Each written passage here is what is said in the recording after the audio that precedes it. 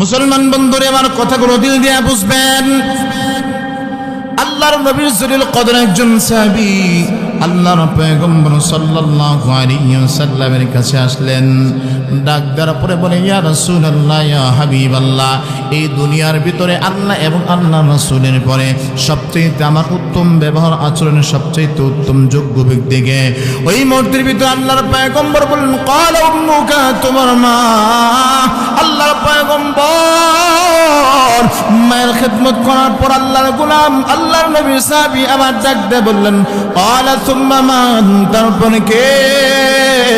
আল্লাহর পয়গম্বর দ্বিতীয়বার আবার বললেন, ক্বালা উম্মুকা, তোমার মা। ও মুসলমান ইমানদার আল্লাহর গোলাম আল্লাহর নবী সাহাবী তৃতীয়বার আমার জিজ্ঞাসা করলেন, ক্বালা সুম্মা মান, তারপরে কে? ওই মুহূর্তের ভিতরে আল্লাহর পয়গম্বর আবার বলে দিলেন, ক্বালা উম্মুকা, তোমার মা। আল্লাহু আকবার বলেন। আর জোরে মুসলমান আওয়াজ বলেন, আল্লাহু আকবার। আল্লাহর পয়গম্বর মায়ের কথা তিনবার বললেন। তিনবার বলার পর আল্লাহর পয়গম্বরের সাহাবী আবার জিজ্ঞাসা করলেন, ক্বালা সুম্মা মান, তারপর কে? চতুর্থবার আল্লাহর পয়গম্বর বললেন, ক্বালা আবুকা, চতুর্থবার তুমি তোমার বাবার খেদমত করবে। বাজান রে, দিলটা নরম করে দেন। মায়ের মর্যাদা কেন বাড়ছে? আর বাবার মর্যাদা, বাবার চাইতে মায়ের মর্যাদা 3 গুণ কেন বাড়ছে?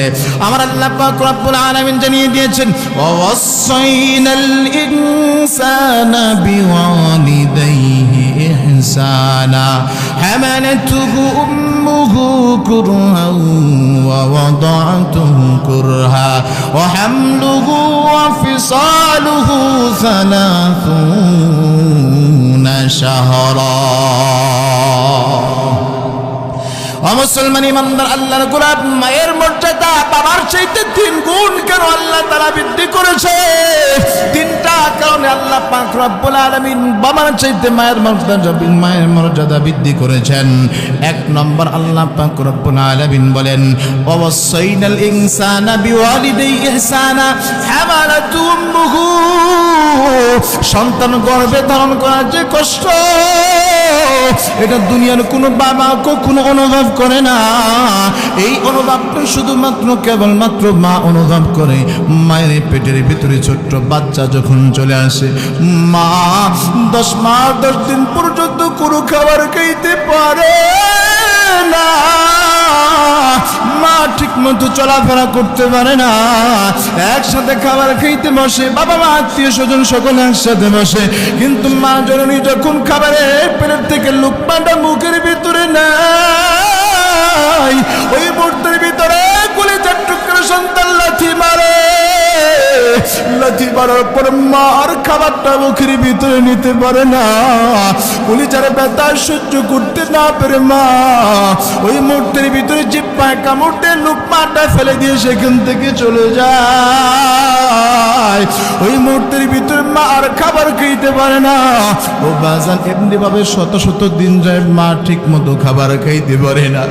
বাজান, পেটের ভিতরে যখন আপনার বাচ্চাটা, আপনার স্ত্রীর গর্ভের ভিতরে বাচ্চাটা যখন চলে আসে, রাতের বেলা আপনি নাকের ভিতরে তেল লাগা আরামে ঘুমান, কিন্তু দুনিয়ার মা বন্ধের দিকে তাকায় দেখবেন, মা জননী আপনার বিবি তাকায় দেখবেন, একবার ডান দিকে ঘরে, একবার বাম দিকে ঘরে। ওই মুহূর্তের ভিতরে স্বামী ডাকতে বলে, বিবি আমার, তুমি ঘুমাও না কেন? একবার ডান দিকে ঘোরো, একবার বাম দিকে ঘোরো, কোন কারণে? তোমার কি কোনো সমস্যা হয় নাকি? একটু আমাকে বলো। ওই মুহূর্তের ভিতরে আল্লাহর বান্দি ডাক দেয়া বলে, স্বামী আমার, তুমি আমার মাফ করিয়ে দাও। আমার জন্য তোমার ঘুমাইতে বড় কষ্ট হয়, কিন্তু তোমার কলিজার টুকরা সন্তান আমার পেটের ভিতরে আছে। একবার যখন ডান কাত আমি হয়ে যায়, ওই মুহূর্তের ভিতরে তোমার কলিজার টুকরা সন্তান পেটের ভিতরে আমার কলিজায় লাথি মারে, আমি আবার বাম কাত হয়ে যাই, বাম থেকে ছুটে যায়। এইভাবে ডান কাত হই বাম কাত হই, সারা রাত্রি আমি ঘুমাইতে পারি না।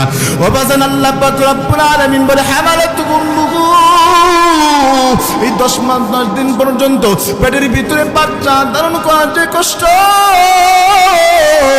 এটা দুনিয়ার কোনো বাবা এটা অনুভব করে না। এই কোনো কাজ যেহেতু আমার মা করে, দুনিয়ার মা বোন যারা করে, এই জন্য আমার আল্লাহ পাক রব্বুল আলামিন জানিয়ে দিয়েছেন হামালাতু উম্মুহু কুরহা। এই 10 মাস গর্ভে বাচ্চা রাখার যে কষ্ট, এটা প্রত্যেকটা নারী করে। এই জন্য আমার আল্লাহ পাক রব্বুল আলামিন বাবার চাইতে মায়ের মর্যাদা বাড়িয়ে দিয়েছেন। ও মুসলমান ইমানদার আল্লাহর গোলাম, ও পঞ্চগ্রামের এলাকাবাসীর মানুষেরা, দিলটা একটু নরম করে দেন। বিবির জন্য মার্কেট হয়, দোকানপাতি সব হয়, বাজার সদাই সব হয়। মায়ের জন্য 10 টাকার পান আপনি কিনতে পারেন না। আপনার মতো কপাল পোড়া বুঝি দুনিয়াতে আর কেউ নাই। ও বাজান, মা আপনার জন্য কতটুকু কষ্ট করছে। আপনার মা 10 মাস 10 দিন পর্যন্ত সন্তান হিসেবে গর্ভের ভিতরে রাখছে। হামালাতু উম্মুহু কুরহা ওয়া ওয়াদাতু কুরহা ওয়া হামলুহু ওয়া ফিসালুহু। সন্তান ভূমিষ্ঠ হওয়ার যে কষ্ট, এটা দুনিয়ার কোনো বাবা এটা অনুভব করে না। বাবা এই কষ্ট কোনো দুনিয়ার অনুভব করতে পারে না। বাবার মনে বড় আনন্দ, আমার সন্তান হবে, আমাকে বাবা বলে ডাকবে। দাদার মনে বড় আনন্দ, আমাকে দাদা বলে ডাকবে। দাদির মনে বড় আনন্দ, আমাকে দাদি বলে ডাকবে। আমার নাতি দুনিয়াতে আসবে, প্রত্যেকের মনে আনন্দ।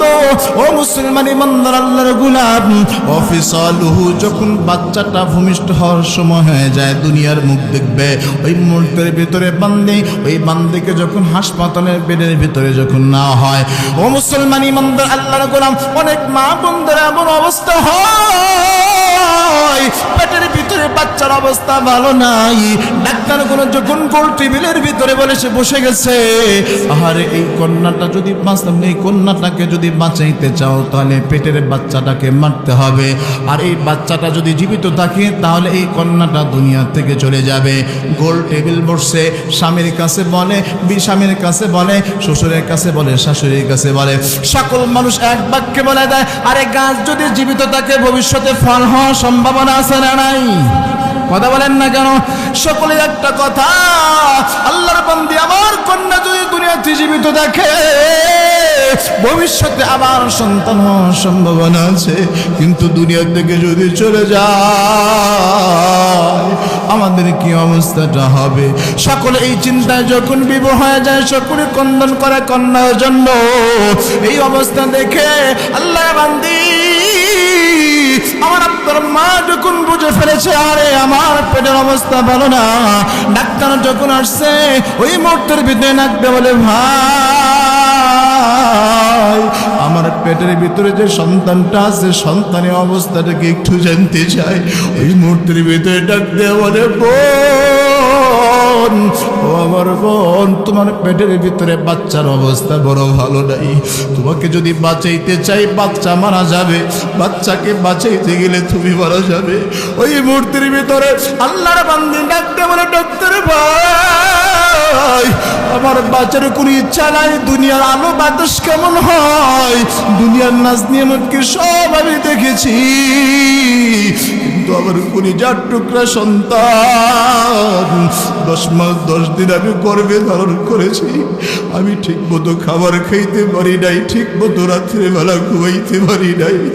আমার বাচ্চা দুনিয়ার আলো বাতাস কেমন, এটা আমার বাচ্চা দেখে নাই।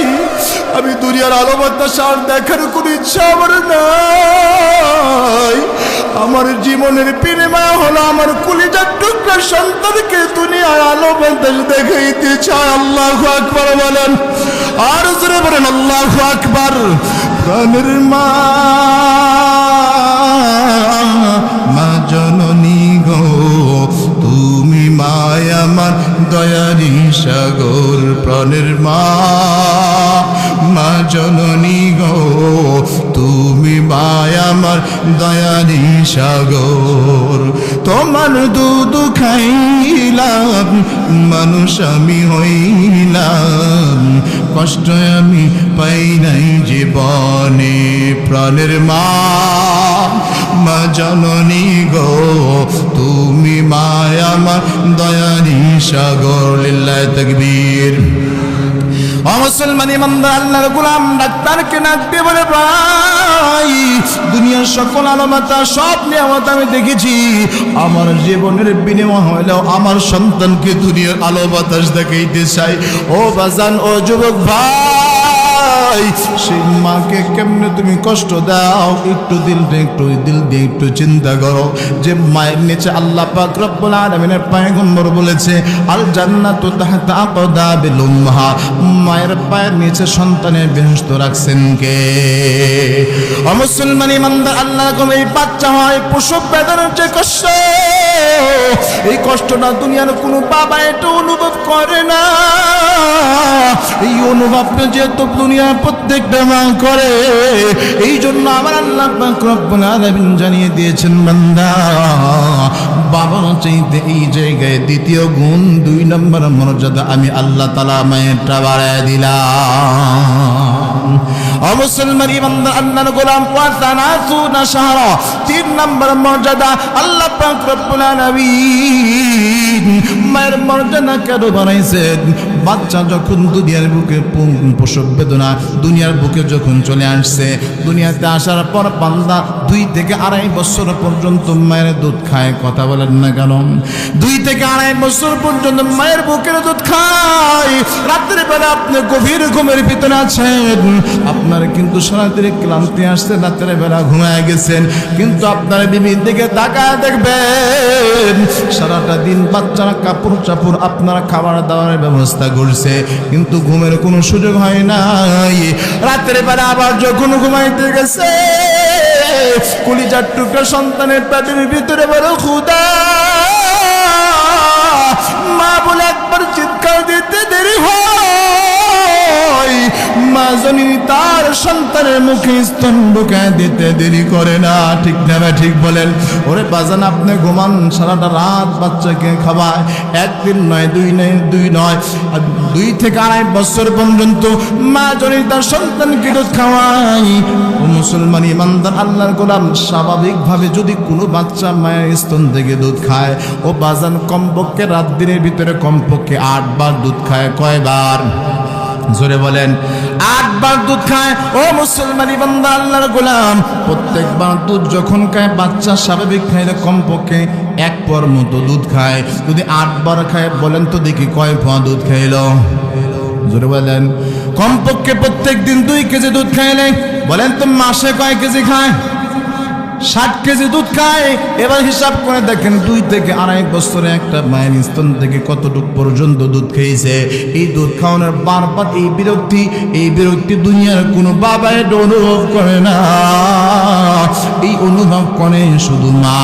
এই জন্য আমার আল্লাহ পাক রব্বুল আলামিন বাবার চাইতে মায়ের মর্যাদা আমার আল্লাহ তাআলা 3 গুণ বাড়ায় দিয়েছে। ও মুসলমান ইমানদার আল্লাহর গোলাম, এই জন্য এই মাহফিলে যারা আসছেন আজ থেকে ওয়াদা করেন, হুজুর আমি আমার জীবনে বাবাকে বড় কষ্ট দিয়েছি, আমার বাবাকে গালি দিয়েছি, বাবাকে আমি ঝাড়ি দিয়েছি, আমি মায়ের সাথে ভালো আচরণ করি নাই, মা পান কিনে চাইছে পান কিনে দেই নাই, মা একটা জামা চাইছে মাকে জামা কিনে দেই নাই, স্ত্রীর কথা শুনে মায়ের সাথে খারাপ আচরণ করেছি। ও সন্তান, আজকে ওয়াদা করো এই মাহফিল থেকে যাওয়ার পরে মায়ের কাছে মাপ চাইবা। আরে বাজান, সন্তান হিসেবে আমি আপনার কাছে বলে যাই, ও আমার বাবা যান, ও আমার যুবক ভাইরা, স্ত্রীর জন্য করতে করতে তোমার জীবনটা পর্যন্ত দিয়ে দিবা। আল্লাহর কসম করে বলি, একদিন যদি একটু কম বেশি দাও, দেখবা তোমার বিবি তোমার সাথে ভালো আচরণ করবে না। কিন্তু তোমার মা, তুমি 500 টাকা সারাদিন কাজ করছো, দিন শেষে একটা কমলা তুমি নিয়ে গেছো, 10 টাকার পান তুমি মায়ের কাছে নিছো, দেখবা তোমার মা এটা গ্রহণ করে তোমার কপালে চুমু দিবে। ঠিক না? ঠিক বলেন? এই জন্য যুবক, আজ থেকে ওয়াদা করো, আজকের পর থেকে পিতা মাতার সাথে অসৎ আচরণ করবা না। রাজি আছেন? কারা একটু হাতটা তুলেন দেখি। লিল্লাহি তাকবীর, নারায়ে তাকবীর।